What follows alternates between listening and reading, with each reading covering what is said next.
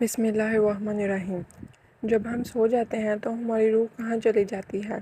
حضرت علی رضی اللہ تعالیٰ عنہ نے فرمایا، یہ جاننا آپ کے لیے نہایت ضروری ہے، تو ویڈیو کو مکمل ضرور دیکھیے گا ناظرین۔ حضرت علی رضی اللہ تعالیٰ عنہ نے ان تمام چیزوں کے بارے میں ہم تک آگاہی دی ہے، اور سائنسدان جب ان کے بارے میں دیکھتے ہیں تو وہ دیکھ کر حیران رہ جاتے ہیں کہ جو چیزیں وہ اپنی سائنسی تحقیق میں دریافت نہیں کر سکے، جو آپ رضی اللہ تعالیٰ عنہ نے 1400 سال پہلے ہی بیان کر دی تھیں۔ حضرت علی کے پاس علم موجود تھا، وہ انہوں نے ہمارے پیارے نبی حضرت محمد صلی اللہ علیہ وآلہ وسلم سے ہی حاصل کیا تھا۔ دین اسلام نے تمام چیزوں کے بارے میں ہمیں بتا دیا، لیکن سائنس ان تمام چیزوں کو مانتی ہوئی دکھائی نہیں دیتی، کیونکہ وہ راہ حق سے ہٹ چکے ہیں اور وہ بھٹکے ہوئے ہیں۔ ناظرین، آج اس ویڈیو میں ہم آپ کو حضرت علی رضی اللہ تعالیٰ عنہ کی زندگی سے ملنے والے کچھ ایسے واقعات کے بارے میں بتائیں گے جسے سن کر آپ بھی حیران رہ جائیں گے۔ انسان کی روح اور جسم کے بارے میں کہ اس کا کیا تعلق ہے، اور انسان کی روح آخر کہاں جاتی ہے مرنے کے بعد، یا اس طرح کے جو بھی سوالات سائنسدان جاننے کی کوشش کرتے ہیں، وہ تو اس کا جواب نہیں جان سکے۔ لیکن حضرت علی رضی اللہ تعالیٰ عنہ سے جب ایک شخص نے اس کا سوال پوچھا تو حضرت علی رضی اللہ تعالیٰ عنہ نے اس کا جواب جو دیا وہ ہم سب کے لیے جاننا بہت ضروری ہے۔ ناظرین، ایک شخص حضرت علی رضی اللہ تعالیٰ عنہ کی خدمت میں حاضر ہوا اور انتہائی ادب کے ساتھ دستے ادب جوڑ کر حضرت علی رضی اللہ تعالیٰ عنہ سے دریافت کرنے لگا کہ کیا نیند میں انسان کی روح جسم سے الگ ہو جاتی ہے؟ اگر ہوتی ہے تو کیا ہوتا ہے؟ جب اس نے یہ سوال حضرت علی رضی اللہ تعالیٰ عنہ سے کیا تو یقینی طور پر حضرت علی رضی اللہ تعالیٰ عنہ نے اس کا جواب دیا۔ حضرت علی رضی اللہ تعالیٰ عنہ کی بارگاہ میں بہت سے لوگ اپنے سوالات لے کر آیا کرتے تھے، اور کوئی بھی شخص ایسا نہیں تھا جو اپنے سوال کا جواب لیے بغیر وہاں سے روانہ ہو جائے۔ حضرت علی نے اس شخص سے فرمایا کہ اے شخص، یاد رکھنا، انسان کی روح کے 3 حصے ہوتے ہیں، ایک پیار، دوسرا ارض، تیسرا سیاہ۔ روح کا پہلا حصہ انسان کے وجود میں رہتا ہے اور روح کا دوسرا حصہ عالم ارواح میں رہتا ہے، اور آج بھی وہ اپنے آپ کو وہاں دیکھتا رہتا ہے، اور تیسرا حصہ جب انسان سوتا ہے تو وہ اس کے جسم سے جدا ہو کے اللہ نے ایک عالم بنایا ہے جو جنات اور انسان کے بیچ میں ہے۔ اس کو عالم براہ کہتے ہیں۔ اس عالم میں زندگی انسان گزارتا ہے۔ اس زندگی سے کچھ دن پہلے جو مناظر اس زمین پر ہونے ہوتے ہیں وہ جنات بھی دیکھ سکتے ہیں، اور وہ روح بھی۔ تبھی جب انسان کی روح جسم سے الگ ہوتی ہے تو اسے جو الہام ہوتے ہیں اس کے ساتھ صداقت کی راہ ہوتی ہے، اور تبھی جو وہ نیند میں دیکھتا ہے وہ کچھ ہی دنوں کے بعد ہونے لگتا ہے، اور جو انسان بار بار گناہ کرتا رہتا ہے، انسانوں پہ ظلم کرتا رہتا ہے، تو اس کی روح اس کے جسم میں قید ہونے لگتی ہے، اور وہ نیند میں ہی الگ نہیں ہوتی۔ اے شخص، یاد رکھنا، اللہ تعالیٰ نے ایک علم پوشیدہ رکھا ہے جس کو علم نالا کہتے ہیں۔ جو انسان جتنا اللہ کے قریب ہوگا یہ علم اتنا ہی اس میں سماتا جائے گا، اور جب یہ علم اپنے عروج کو پہنچے گا تب انسان کا اپنی روح سے اختیار آ جائے گا، اور وہ جب چاہے گا جہاں چاہے گا جا سکتا ہے، اور پھر موجودگی کے سبب کو دیکھ بھی سکتا ہے۔ ناظرین، یہ جواب بہت زیادہ اہمیت رکھتا ہے، اور اس جواب کو سن کر سائنسدان حیران رہ جاتے ہیں، اور تمام لوگ ہی حیران رہ جاتے ہیں کہ کس طرح سے حضرت علی رضی اللہ تعالیٰ عنہ نے اس سوال کا جواب دیا تھا۔ حضرت علی کی شخصیت اسی طرح سے ہے، اور ان کے پاس ان کا بہت بڑا خزانہ موجود ہے۔ اسی لیے اللہ کے نبی نے کہا کہ اگر میں علم کا شہر ہوں تو علی اس کا دروازہ ہے۔ حضور اکرم صلی اللہ علیہ وآلہ وسلم کو حضرت علی رضی اللہ تعالیٰ عنہ سے بہت پیار تھا۔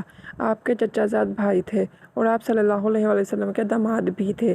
آپ صلی اللہ علیہ وآلہ وسلم نے اپنی سب سے چہیتی بیٹی حضرت فاطمہ رضی اللہ تعالیٰ عنہ کا نکاح بھی آپ علی رضی اللہ تعالیٰ عنہ کے ساتھ کیا۔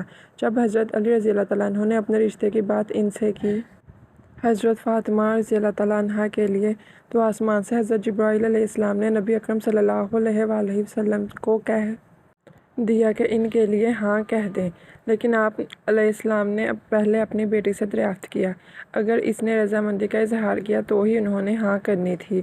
انہوں نے ہاں کہہ دیا تو انہوں نے حضرت علی رضی اللہ تعالیٰ عنہ کے رشتے کے لیے ہاں کیا، اور یہ ہماری دنیا کے لوگوں کے لیے ایک بہت بڑا پیغام بھی ہے جس کو سمجھنے کی ضرورت ہے۔ حضرت علی رضی اللہ تعالیٰ عنہ نے جب دیکھا کہ حضور اکرم صلی اللہ علیہ وآلہ وسلم نے دین کی تبلیغ شروع کی، سب کو اسلام کی دعوت دی، تو سب سے پہلے بچوں میں حضرت علی رضی اللہ تعالیٰ عنہ نے اسلام قبول کیا۔ اس وقت ان کی عمر 8 سال تھی۔ آپ کو یہاں پر حضرت علی رضی اللہ تعالیٰ عنہ کی زندگی سے ملنے والا ایک ایک ایسا واقعہ بھی بتاتے ہیں جس سے معلوم ہوتا ہے کہ انسان کی خوشی کس چیز میں ہے اور انسان کو سکون کیسے آتا ہے۔ انسان آج مختلف چیزوں میں اپنا سکون تلاش کرنے کی کوشش کرتا ہے، لیکن اسے پھر بھی سکون نہیں ملتا۔ یہ واقعہ سننے کے بعد آپ کو انسان کی جانب سے کی جانے والی غفلت کے بارے میں معلوم ہو جائے گا۔ ایک دفعہ کا ذکر ہے کہ حضرت علی رضی اللہ تعالیٰ عنہ کہیں سے گزر رہے تھے کہ راستے میں دیکھا کہ ایک شخص اداس بیٹھا تھا۔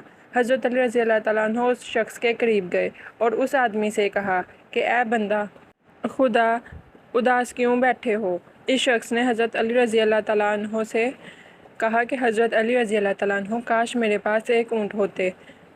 میری بچپن سے ہی یہی خواہش ہے، لیکن افسوس کہ میرے پاس صرف یہی 4 اونٹ ہیں۔ اس شخص کا بس اتنا ہی کہنا تھا کہ حضرت علی رضی اللہ تعالیٰ عنہ نے اس شخص سے فرمایا، اے شخص، بتاؤ جو چیز تمہارے پاس نہ ہو، کیا تم وہ دے سکتے ہو؟ اس شخص نے کہا کہ نہیں، جو چیز میرے پاس نہیں ہے وہ میں نہیں دے سکتا۔ تو حضرت علی رضی اللہ تعالیٰ عنہ نے فرمایا، بتاؤ کیا یہ 1000 اونٹ اپنے وجود پہ خوشی رکھتے ہیں؟ اگر نہیں تو تمہیں کیسے دیں گے؟ تمہیں خوشی اس خواہش میں نہیں کہ 1000 اونٹ تمہیں مل جائیں، بلکہ تم نے خود اپنی خوشی اپنی خواہش میں رکھی ہے۔ جو تمہاری یہ خواہش پوری ہو جائے گی تو تم اس کے عادی ہو جاؤ گے، تو کسی اور خواہش کے پیچھے بھاگنے لگو گے۔ جاؤ دیکھو، اس زمین میں 1000 ایسے لوگ ہیں جن کے پاس 1000 اونٹ ہیں، کیا وہ خوش ہیں؟ انسان خواہش کے پیچھے تب تک ہی بھاگتا رہتا ہے جب تک وہ پوری نہ ہو جائے۔ اگر تمہاری ایک آنکھ خراب ہو جائے تو تمہاری یہی خواہش ہوگی کہ میری آنکھ ٹھیک ہو جائے۔ جب تمہارے یہ دونوں کان خراب ہو جائیں تو تمہاری یہی خواہش ہوگی کہ تمہارے کان ٹھیک ہو جائیں۔ تمہاری خوشی تمہاری خواہشات میں نہیں بلکہ تمہارے وجود میں ہے۔ جو خیالات، جو چیزیں انسان کے پاس ہیں وہ وقت کے ساتھ ساتھ تبدیل ہو جاتی ہیں۔ اے شخص، انسان کا مقصد یہ نہیں کہ وہ اپنی خواہشات کے پیچھے بھاگتا رہے، بلکہ انسان کی خواہشات کا مقصد یہ ہونا چاہیے وہ اپنے آپ کو سمجھے، اپنے آپ کو تلاش کرے، کیونکہ تمہاری خوشی ان چیزوں میں نہیں بلکہ خوشی اللہ نے تمہارے وجود میں رکھی ہے۔ یہ بات آج اس دنیا میں موجود تمام لوگوں کے لیے سمجھنے کے لیے بہت ضروری ہے۔ ہمارے لوگ اس چیز کو سمجھتے نہیں ہیں اور اس دنیا کی چیزوں کے پیچھے بھاگتے ہیں، جس کی وجہ سے وہ اپنی دنیا اور آخرت ان دونوں کو ہی تباہ کر دیتے ہیں۔ سب کے لیے یہ ضروری ہے کہ ہم اپنے آج کو جئیں، اپنے آج کی تیاری کریں اور آج کی چیزوں کے بارے میں سوچیں، کیونکہ آج جو چیز ہمارے پاس ہے کل کو وہ ہمارے پاس نہیں ہوگی اور ہمیں اس کے لیے محنت بھی کرنا پڑ سکتی ہے۔ حضرت علی رضی اللہ تعالیٰ عنہ کی زندگی سے اس طرح کے بے شمار واقعات ملتے ہیں جنہیں انسان سنتا ہے تو حیران رہ جاتا ہے کہ انہوں نے ہمیں بتایا ہے کہ زندگی کو کس طرح سے لے کر چلنا ہے اور زندگی کا مقصد کیا ہے۔ یہ تمام علم انہوں نے اللہ کے نبی حضرت محمد صلی اللہ علیہ وسلم سے ہی سیکھا تھا جو ہم تک پہنچ رہا ہے۔ اللہ تعالیٰ ہمیں اس پر عمل کرنے کی توفیق عطا فرمائے، کیونکہ اس پر عمل کر کے ہی ہم اس دنیا اور آخرت دونوں میں کامیاب ہو سکتے ہیں۔ ناظرین، اسی طرح حضرت علی رضی اللہ تعالیٰ عنہ کی زندگی سے ایک واقعہ ملتا ہے جس میں وہ بتاتے ہیں کہ جب میں چاہتا ہوں کہ میں اللہ سے بات کروں تو میں نماز پڑھتا ہوں۔ نماز میں بندہ اپنے اللہ کو پکارتا ہے، اللہ کی بارگاہ میں حاضر ہوتا ہے اور اللہ تعالیٰ سے باتیں کرتا ہے۔ اور انہوں نے کہا کہ جب میں چاہتا ہوں کہ اللہ مجھ سے بات کرے تو میں قرآن مجید کی تلاوت کرتا ہوں، کیونکہ قرآن مجید میں اللہ تعالیٰ اپنے بندوں کو مخاطب کرتا ہے۔ اللہ تعالیٰ اپنے بندوں کو مختلف ناموں سے قرآن مجید میں پکارتے ہیں۔ تو حضرت علی رضی اللہ تعالیٰ عنہ کی یہ بات بھی ہم سب کے لیے بہت ضروری ہے کہ جب ہم چاہیں کہ اللہ سے بات کریں ہمیں قرآن مجید پڑھنا چاہیے، اور جب ہم چاہیں کہ ہم اللہ سے بات کریں تو ہمیں نماز پڑھنی چاہیے۔ نماز تو ہم سب پر فرض ہے۔ ہمیں روزانہ 5 وقت کی نماز کو اپنی عادت بنانا ہے اور قرآن مجید کو بھی روزانہ کی بنیاد پر تلاوت کرنا ہے، جو ہماری زندگیوں سے دور ہوتا ہوا دکھائی دے رہا ہے، جس کی وجہ سے یہ تمام مشکلات ہمیں دیکھنی پڑ رہی ہیں۔ ان تمام وجوہات کے ذمہ دار ہم خود ہی ہیں۔ ہمیں ہی ان پر غور و فکر کرنے کی ضرورت ہے، اپنی حرکات کو دیکھنے کی ضرورت ہے۔ جیسے ہم اپنی حرکات ٹھیک کر لیں گے، ہمارے معاملات بھی ٹھیک ہو جائیں گے۔